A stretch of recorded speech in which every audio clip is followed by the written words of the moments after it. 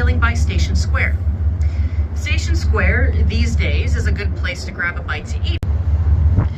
Now, passing Station Square, we're going to go underneath the first bridge of our tour, and this is a great one to start with because this happens to be the oldest bridge in the city of Pittsburgh today. This is called the Smithfield Street Bridge, and it is a beautiful lenticular truss style bridge. It opened in 1883, and it was designed by the architect Gustav Lindenthal.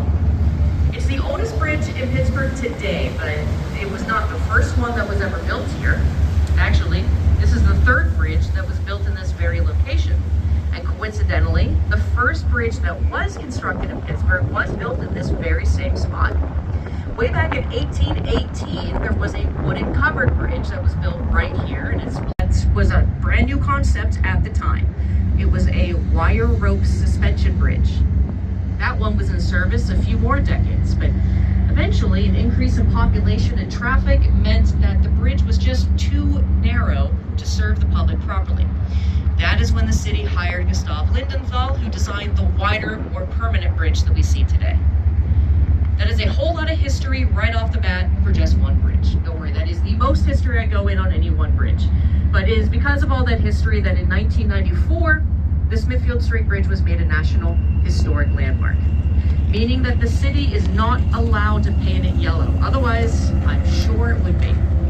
But there are many other yellow bridges that we will see over the next hour, and later on I'll explain why Pittsburgh has its famous yellow bridges. For now though, if you look over to the right, I want to point out a building. All 6 of them are covered head to toe in that beautiful black glass. Over 19,000 panes of glass make up that plaza, appropriate as PPG used to stand for Pittsburgh Plate Glass. Now the reason all the buildings have spires on the top is because the architects were influenced by neo-Gothic architecture. One building in particular they were very influenced by is located in London. It's part of the House of Parliament. It's called the Victoria Tower, and the spires atop the tallest building in PPG are very reminiscent. At one point in time, this city had a lot more inclines, about 17 in fact, and that is of course because Pittsburgh has a famously steep terrain. Now, if we look back over to the right, you can see that we're sailing by the most iconic building to the city of Pittsburgh's silhouette, and it's of course that it gives you 300 feet to make a very tight and rather inconvenient merge from one side of the bridge to the other, and I always see heads nod when I say that. Yeah, because of that, this bridge is notorious for getting backed up very easily into very aggressive traffic jams. So it is known for that, but it's also known for something else. It has a nice nickname, which is Pittsburgh's front door. That's because if you're coming into town through the Fort Pitt Tunnel, the entire way down the Parkway West, you don't see a hint of the city skyline. It's completely blocked by Mount Washington. It is only when you exit the tunnel and get onto this bridge that the entire city of Pittsburgh explodes into view. And it really is just a marvelous reveal.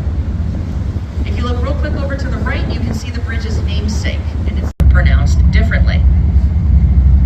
Those guys on the right trying to get a free tour, they have been just hanging out with us the whole way down the Mon. Anyway, if you look over to the right, 125 miles before it too ends at the point. And of course, if you look on the left, you can see what the two of them make, well, left/back, and that is the Ohio River. The name Ohio is a Seneca word that means good river or fair waters. It is by far the longest of the three too. The Ohio River is 981 miles long. It flows all the way to Cairo, Illinois, where it flows right into with a W, like every other station in Pittsburgh. Everything west of the Mississippi, they're supposed to start with a K. But due to partially to its historical significance and also because of some technicalities about when and how it was founded, KDKA gets to remain KDKA.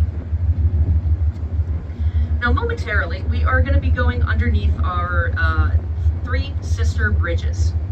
Now these are probably the most famous bridges in Pittsburgh. They are 3 identical, self-aiming, adopted black and gold. Not the baseball team, not yet. In the 20s, we had a Pittsburgh Pirates football team, baseball team, and hockey team for some reason. Yeah, the hockey team was first. Then in 1933, the Pittsburgh golds were found. Finally got away from the pirates. And they had been black and gold since the very beginning. In 1945, Pittsburgh Pirates, again, but this time the baseball team, they retired red, white, and blue uniforms and adopted black and gold ones too. And then finally, a few decades later, in 1979, the Pittsburgh, now Penguins hockey team, finally decided to be like everybody else. They retired their white and light blue uniforms and adopted black and gold as well. And that final change made Pittsburgh the only major American city where every professional sports teams rock the exact same colors. A distinction we are still unique for today, and it's why all year round, Pittsburghers bleed the black and gold. Now, at this point in the tour, I take a quick break. It's not a very long one, but it is long enough that you can stretch your legs and not miss anything. If you need a refreshment, we do have Sean on the second deck. He has a full cocktail bar there, but he also has plenty of pop. It's all Pepsi products. He has lemonade, he's got cold bottled water, and a snack bar. So, go ahead and take a quick break, and I'll be back in just a minute.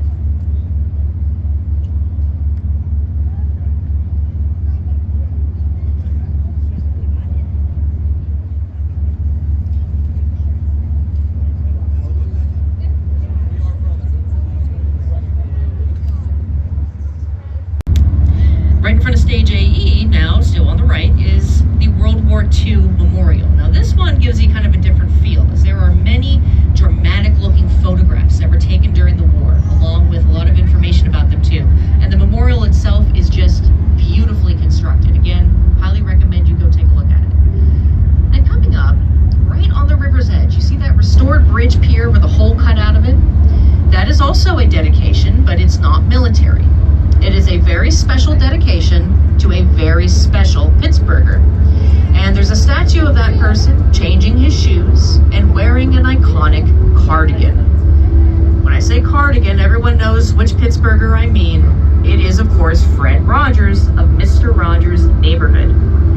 Fred Rogers was born in Latrobe, PA, so that's about 30 miles outside the city, but he lived and worked most of his adult life in Pittsburgh. Different colors, and each color tells you something about the weather.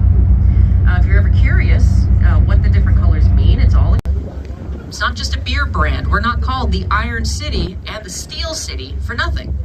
We had iron manufacturing, but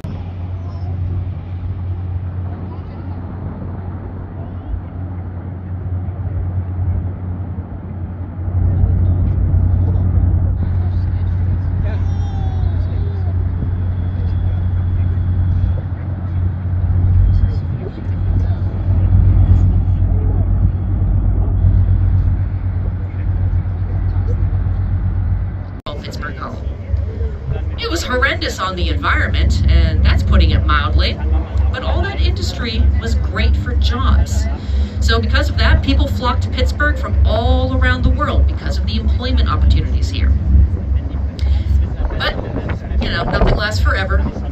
Eventually, the city of smoke and prosperity earned itself a new reputation. But this time, it would be as a Rust Belt town, meaning that eventually most of that manufacturing economy would move away. By the 1980s, most of Pittsburgh's steel mills were gone. Now, we still have some steel mills in Pittsburgh. There's a handful of them. They're spread out in the greater Pittsburgh region, so they're not totally gone, but it's a fraction compared to what the city once had.